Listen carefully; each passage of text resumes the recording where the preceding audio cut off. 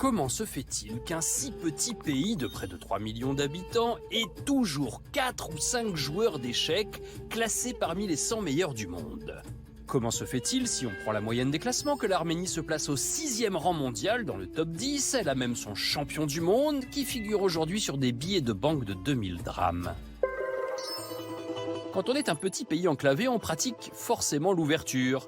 La défense sicilienne, l'attaque anglaise ou le gambit letton ne font peur à personne. Ce sont d'abord les Arabes qui avancent leurs pions en introduisant le jeu dans le pays au 9e siècle. Dès le 11e siècle, on trouve des références aux échecs dans des manuscrits conservés aujourd'hui dans le Maténa d'Aran, l'institut des manuscrits anciens de Yerevan, la capitale du pays.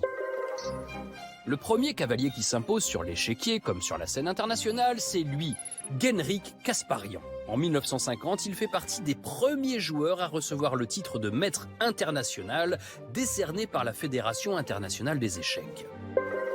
Mais la pièce maîtresse, la reine donc, c'est Tigran Petrosian, l'homme du billet de banque. En 1963, il devient champion du monde, même si à ce moment-là, soyons honnêtes, il vit à Moscou et non plus à Yerevan. À cette époque, il est réputé imbattable, passé maître dans l'art de la défense.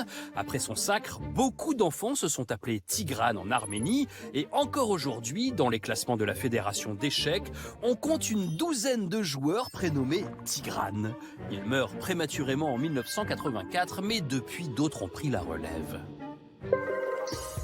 L'Arménie gagne régulièrement les Olympiades en équipe. En 2008, l'équipe victorieuse figure même sur un timbre-poste. Et ce n'est pas près de s'arrêter, ce grand rock. Depuis 2011, les enfants apprennent le jeu à l'école, dès la primaire.